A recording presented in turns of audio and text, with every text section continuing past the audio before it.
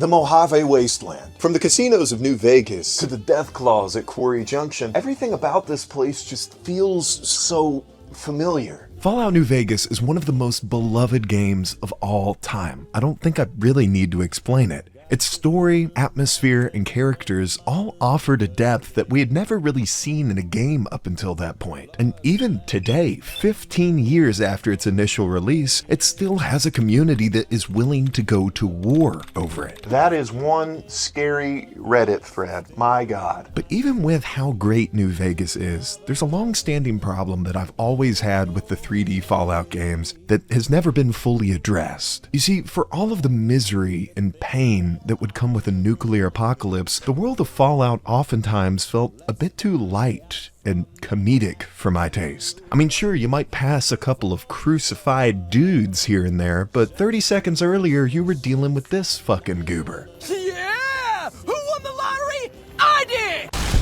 My favorite moments in the Fallout franchise are when the series decides to fully embrace its darker identity. Places like the Sierra Madre or the Pit were always my favorites because they felt desolate and broken. Just trying to survive in these places was a genuine struggle, and their environments and gameplay both reflected that. But even then, these places always kind of felt isolated from the rest of the game. They were outliers. After beating dead money, you could just fast travel back to Vegas and pretend like none of it ever happened. But what if that darkness wasn't confined to a DLC? What if it consumed the entire wasteland? A Mojave where you won't find heroes or villains, but instead desperate people trying to survive. Would you have what it takes to survive in a place like that? That's the question that Fallout Dust tries to answer. But before I begin to get into all of this, I just wanted to tell you guys about today's sponsor, Opera GX. It seems like a lot of people don't understand just how important it is to have a good web browser. If you enjoy gaming or other intense activities on your PC, then you might secretly be sabotaging your performance if you aren't using a quality browser. But that's where Opera GX comes in. It allows you to specifically tailor just how much RAM and CPU your browser uses, immediately giving it a leg up on other competitors like Google Chrome. That's not all though. Opera GX also offers ad blockers, VPNs, and ChatGPT baked directly into its interface, meaning that an easy, stress-free internet experience is literally just a click away. For my last couple of videos, Opera GX has made my research portion of the video a lot easier because it gives me all of the good information immediately and doesn't fill my feed with a bunch of bullcrap like other browsers do. My favorite part of Opera GX though is definitely the customization features. There is not another browser out there that allows you to tailor-make your experience like this. And because of that, Opera GX has become my go-to. If any of you guys are interested in checking it out, I'll have a link on screen or down below to where you can download the browser today. If you use the code EGGPLANT at the link, you'll be able to access this through the end of 2025. So there is literally no reason to not go check these guys out. Finally though, thank you so much to Opera GX for sponsoring today's video. And with that being said, let's get back to it. Now, for the uninitiated, Dust Survival Simulator is a mod that completely overhauls Fallout New Vegas, turning the once charming Mojave Wasteland into something much more akin to a Cormac McCarthy book. Dust takes place 20 years after the events of New Vegas, where the courier, after driving Caesar's Legion back across the Colorado River, winds up betraying the NCR and claims the dam and the strip for themselves. Shortly after this, though, the NCR would forcibly annex the New Vegas Strip, fight Courier 6 back, and then branded him as a wanted terrorist. And without getting too deep into all of the story here, everything goes horribly, horribly wrong after that. Since then, the Mojave's been hit by massive radioactive sandstorms. Bands of cannibals stalk what used to be city streets. And to put things as simply as possible, shit is about 100 times worse than it ever was in the base game. All of the familiar faces that you've grown to love over the years are either dead or changed in unexpected and horrific ways. For instance, Malcolm Holmes, that guy that talks to you about the bottle caps on every playthrough, isn't in Dust, but a cannibal wearing his face is. In Dust, you don't play as Courier 6. You aren't the hero here. You're just another weak survivor. Where in New Vegas, you were this larger-than-life character that helped everyone with whatever they needed, in Dust, it's nearly the polar opposite. There are far stronger things out there than just you. So rather than trying to conquer them all, your only goal is to find an escape out of the Mojave.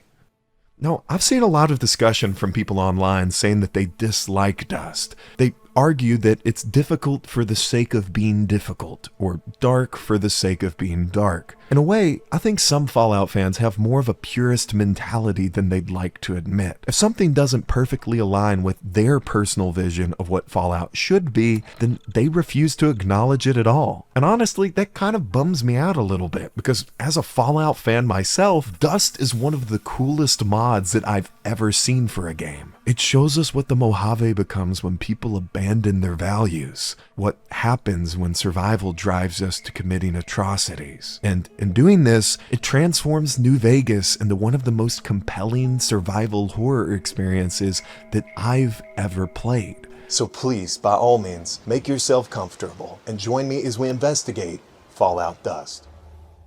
Now, when you first boot up Dust, you'll simply be dropped into a place known as the Beginning. Now, this area essentially serves as a hub world. Here, you'll create your character and select one of 9 different spawn points, each spawn being located at wildly different parts of the map. Your choice of spawn in Dust will actually have a really big outcome on the journey that you wind up going on. For instance, you can choose to spawn at Gene Skydiving just outside of Goodsprings and go on the same route that you take in Vanilla New Vegas. But there are also spawn points at the far north and south ends of the map. Since there's no direct objective in Dust other than escaping the wasteland, the player gets to choose where they want to start searching. There isn't a map marker pointing you in the right direction. Maybe you feel like Vegas holds the answers, or maybe that's an area you think you should stay clear of. Not being told where to go and just being let loose into the world feels really rewarding, because everything that you come across, good and bad, comes as a result of you choosing to go there.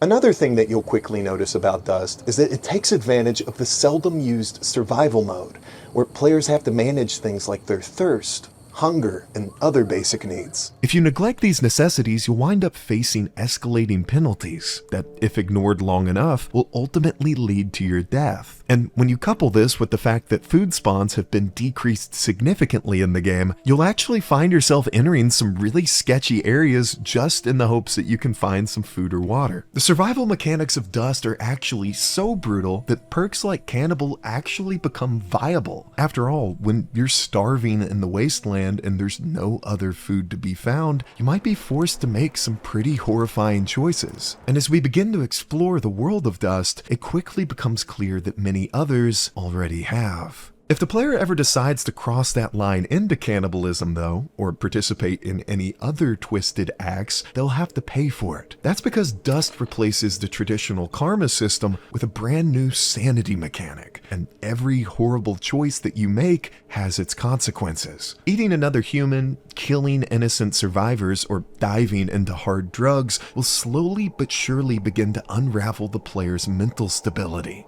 And once it falls far enough, the player will be hit with a permanent insanity debuff. And the term insane here isn't just being thrown around either. If your character gets hit with this debuff, they'll actually begin to suffer intense hallucinations. You might see strangers wandering the wasteland who aren't really there, or find yourself being hunted by horrific creatures that vanish the moment you shoot them. It's a really interesting system that forces a different kind of approach to the game. Your actions will now feel like they have real, lasting consequences, and if you don't manage your mental state, the game will punish you for it. Going out of your way to massacre an otherwise innocent group of people is bad. We all know that it's bad. We don't need a message popping up in the corner telling us that it is. In my experience with New Vegas, the karma system always felt like it was sort of half-baked. All it really ever did was confirm whether or not you were playing as a good guy or a bad guy. As players, we don't really need an arbitrary system that points out something we already understand. Dust takes that system though and revitalizes it in a way that feels far more relevant. If your character goes insane, yes, you're stuck with a permanent debuff, but it also unlocks some unique perks that you can't access otherwise. Some of your hallucinations can even throw you into a fugue state, which forces the player to respawn at a different area. And depending on what you're trying to do here, these fugue states can actually be pretty helpful. Since fast travel is disabled in Dust, this is really the closest thing that the player has to it. So if you don't like the part of the wasteland that you're in, maybe going insane isn't that bad of an idea. Funnily enough, one of the few ways that the player can actually regain their sanity is through drinking alcohol. The implication presumably being that the wasteland is so horrifying that you just need booze to cope with it. This effectively turns alcohol into a get-out-of-jail-free card, allowing you to recover a bit after doing whatever horrible thing you had to do to survive. It also turns liquor into a valuable commodity that the player will actually try to hold on to, which is a really interesting dynamic for something that seemed so meaningless in the base game. Managing your sanity is just the tip of the iceberg in terms of game mechanics, though. Your carry weight has also been dramatically reduced. Where a player with a 5 in strength would be able to carry 200 pounds in the base game, in Dust, that number's brought down to a meager 45 pounds. For reference, that's not even enough space to carry half of the items you get with the DLC bonuses. Meaning that throughout your playthrough, you're gonna have to make some really tough choices on what gear to sacrifice and what gear to keep. This issue is slightly remedied once you start finding backpacks though, which give you various boosts to your carrying capacity at the cost of your agility points. Sometimes even this isn't enough though. On my playthrough, I actually had to make a base in a random ass house outside of Vegas because I didn't have enough space to store all my shit. And while this sort of thing might be irritating to some players, I feel like it just adds to the brutal realism of Dust. You're not going to be able to pick up every single thing that you see and travel across the wasteland with it, so you'll actually have to decide whether items are good enough to use your valuable carry space on. To make these choices just a little bit harder though, Dust also takes the liberty of reducing the amount of ammo spawns in the game. Oftentimes, you're lucky to find even a single round of regular ammo on an enemy, because more often than not, instead of gifting us with traditional ammunition, Dust provides us with junk rounds. Now, junk rounds are essentially just a more extreme version of the surplus ammo from New Vegas. They're a bit easier to find, but they absolutely tank the durability of your weapon, meaning that if you don't have regular ammunition to shoot with, you're going to be destroying your gun with every pull of the trigger, which is a dilemma that I never really had to face in the base game. It gives Dust a real sort of Resident Evil vibe to it, where sure, you might have the ammo for your gun, but you don't want to waste it on the enemies that don't need it. It's a dynamic that really adds to the desolate atmosphere of the mod. In the base game of New Vegas, I can almost guarantee that you never had to worry about running out of ammo, and if you did, you likely had another weapon with over 100 rounds ready to go. That's not the case here though. Almost every ammo container that you come across will be empty. The few traders you see probably won't be selling the ammo you need, and if this is your first playthrough, you'll likely be dumping rounds into enemies not knowing how valuable a commodity you're wasting. Learning to conserve my ammo was definitely one of the biggest challenges for me in Dust, and it completely changed the way that I interacted with enemies. Some creatures like mole rats, dogs, or insects I would never shoot under any circumstances, while there were other enemies whom I essentially had to stockpile my ammo for. Having to use different protocols based on what enemy you encounter is really neat, and it makes you feel like you're coming up with your own rules for surviving in the wasteland. Combat itself is brutal in Dust 2. Nearly every human that you come across will die in just 1 or 2 shots, but the same can be said for you. The damage multiplier has been increased significantly, meaning that every engagement is quick and violent. Other enemies though, like ghouls, will need to be shot in the head to suffer any real damage, which sort of makes sense, right? These things are essentially irradiated zombies, so if you shoot them in the torso or the legs, it isn't really gonna stop them. A similar buff is also given to robotic enemies. If you bump into a sentry bot or a Mr. Gutsy, you better hope that you have some explosives with you, because regular ammo isn't gonna cut it. Enemy compass markers have also been removed. so if you aren't paying close attention, you can quickly lose track of someone on the battlefield. So even if you're a veteran of combat in New Vegas, you'll likely be getting killed here a lot more than you're accustomed to. To further add to this, medical supplies are practically non-existent. Stimpaks and doctor's bags are some of the rarest loot that you can find in the game. So if you manage to get injured during battle, chances are you're going to be nursing those wounds for a lot longer than you'd like. Throughout my playthrough, my character almost seemed to have a perpetual limp because my legs were constantly getting shot and I could never find any doctor's bags to heal them. New Vegas, as much as I love it, never really made me feel like I was struggling to survive like this. Every encounter that you have here needs to be planned about. Running into battle without surveying the situation's not only foolish, but it could wind up being a serious setback to your progress. Are those people over there worth wasting the bullets on? What if they don't have anything on them? What if you manage to get injured? Forcing the player to weigh their decisions not through the story but through the actual game mechanics is genius, and I think it's one of the big parts of what makes this mod so special. But game mechanics alone are far from the only thing that make Dust, Dust. Perhaps one of the mod's biggest strengths is its atmosphere. Now, since this mod takes place 20 years after the events of New Vegas, naturally the setting feels a lot different. Radioactive sandstorms blow through now abandoned buildings and cover the majority of the Mojave. And while they aren't inherently dangerous to the player, aside from limiting our visibility, they've led to widespread crop failure all throughout the wasteland. Now, it's incredibly rare to find any sort of crops growing out in the wild, and a lot of the vegetation that we could pick in the past is now gone.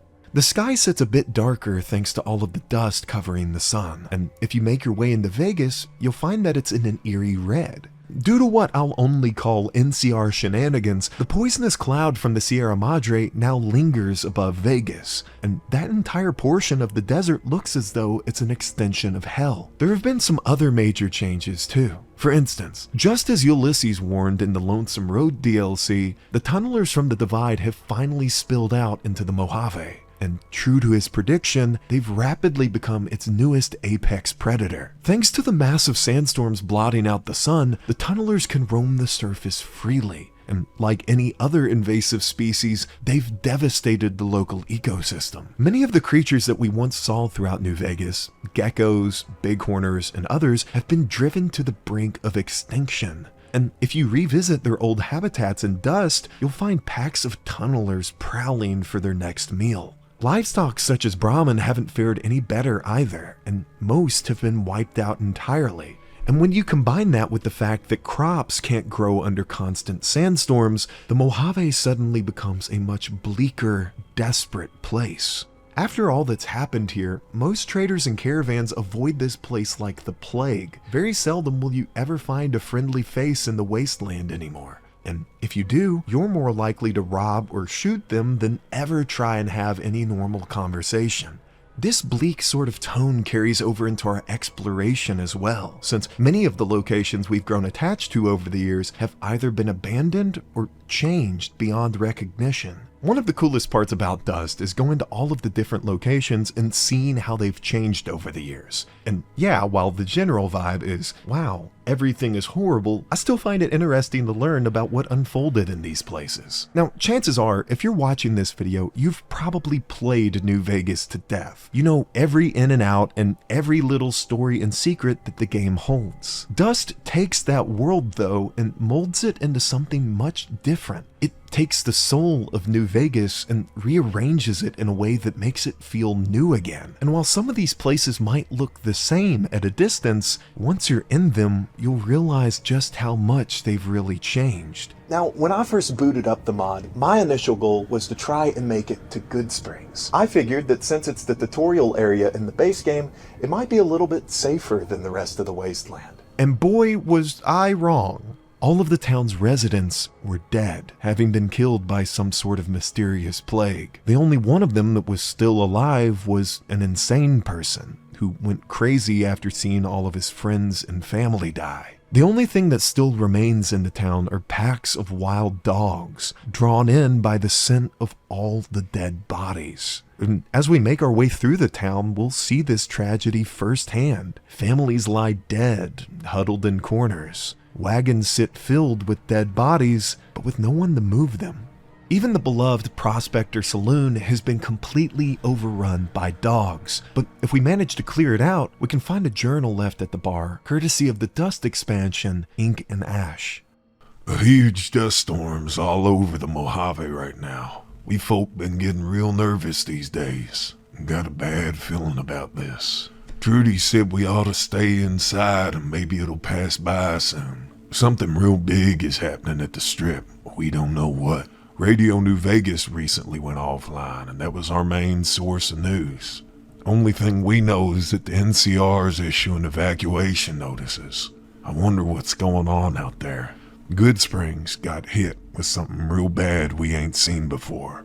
Doc Mitchell passed away a while back, and now we don't have the medical know-how to defend ourselves against this plague. Can't even radio an NCR medic from Primm. Seems like they're dealing with their own mess. I hope they can still protect us.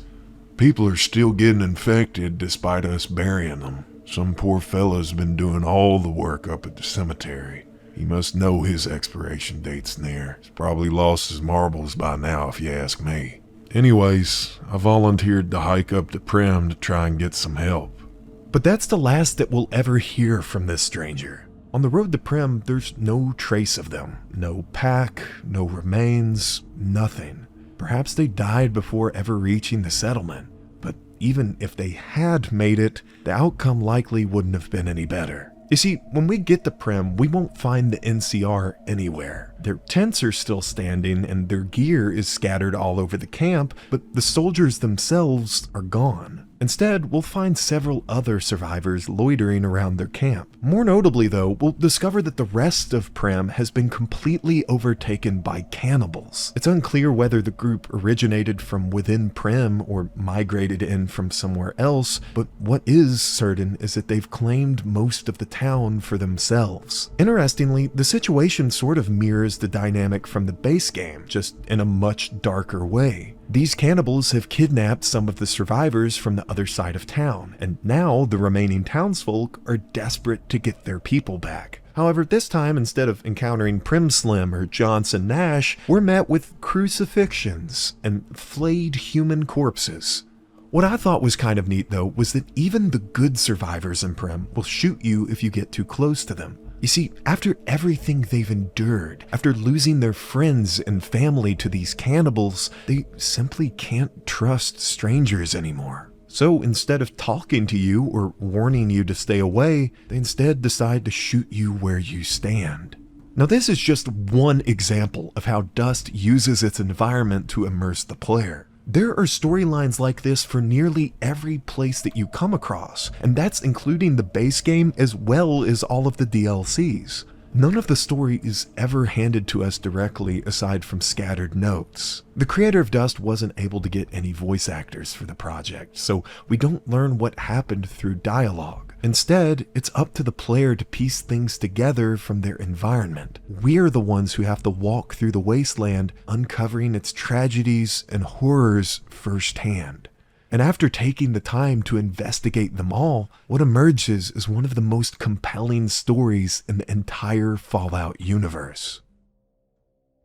After their defeat at the dam, the NCR quickly hardened into a darker version of itself. Desperate to seize the strategic power of Vegas and its resources, the Republic returned with a vengeance. They annexed the New Vegas Strip and branded Courier 6 as a wanted terrorist. And being hunted relentlessly by NCR hit squads, the Courier was driven into hiding, a hiding he still has never emerged from.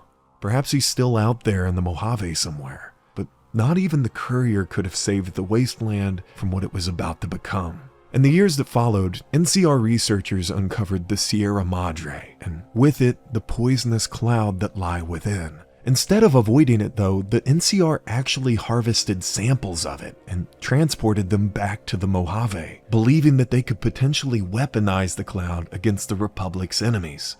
These plans would be temporarily halted though, as word would soon reach the NCR of large radioactive sandstorms blowing in from the west. And lacking the resources to mount a full-scale evacuation, the NCR chose to abandon the citizens of Vegas to weather whatever was coming. Word of this impending storm and of the NCR betrayal eventually leaked though, sparking riots and rebellion across Freeside and the Strip. Martial law quickly followed afterward. Whispered rumors were that NCR troopers began executing civilians for staying out past curfew, but these claims can neither be confirmed nor denied. In the midst of all of this chaos, though, disaster would strike again. You see, the cloud, which the NCR was now actively testing inside the Lucky 38, had breached its containment, and once free, it spread rapidly all across the Mojave. New Vegas and its outskirts fell beneath a blood-red sky, as the cloud strangled the life out of anyone unlucky enough to be caught within it. As a result, the NCR sealed off the Strip entirely, locking it down from both entry and exit. Freeside erupted into a desperate, lawless battleground as rebels tried and failed to reach their trapped families on the Strip, and what initially began as riots soon became a full-scale war. Eventually, that massive sandstorm the NCR had feared finally slammed into the valley, and when it collided with the cloud hovering over Vegas, the entire Mojave was transformed into an even greater environmental catastrophe than it already had been. Crops withered overnight in the toxic dust, and what little livestock remained would be wiped out by a new, far more vicious threat. You see, the tunnelers from the Divide had followed the storm east, migrating into the Mojave in search of fresh prey, and what they found was the perfect killing ground. The blinding dust storms blocked out the sun completely, letting the creatures stalk and kill at all hours. As a result, livestock and huntable game disappeared almost overnight. Because of this, famine swept through the region, and starvation claimed countless lives. For those who managed to survive, cannibalism became far more common than anyone dared admit.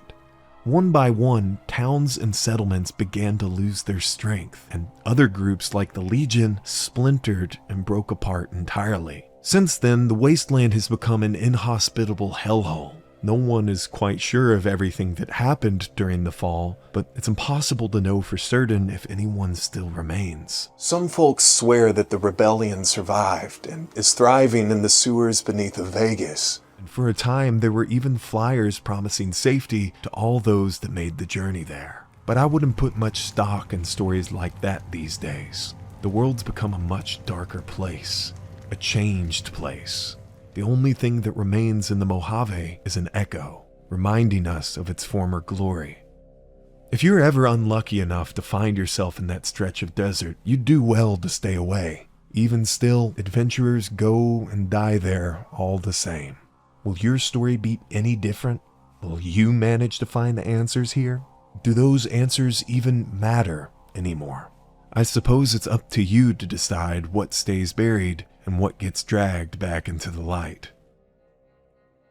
Dust is quite possibly the best experience I've ever had playing a Fallout game. Playing it right after a full run of vanilla New Vegas is incredibly fun, and I recommend that any Fallout fan try it out at least once. Now, it definitely isn't for everyone because it leans far more into survival horror than your traditional RPG, but the amount of love and attention to detail that went into this mod is astounding. Considering we probably won't be seeing Fallout 5 for another decade, this is probably the best option for anybody that's looking to scratch that Fallout itch. Dust is a completely free mod available on Nexus. I definitely recommend that you guys go and check them out. Before I ended this video though, I just wanted to share a list of some of the mods that I used on my playthrough, because Dust, as you could probably guess, has a lot of supplemental mods that help to expand on its lore and mechanics. Now, as I briefly mentioned before, Ink and Ash is probably my favorite. It adds in new notes and environmental storytelling, and even new weapons, armor, and tons of other content. I would highly recommend it.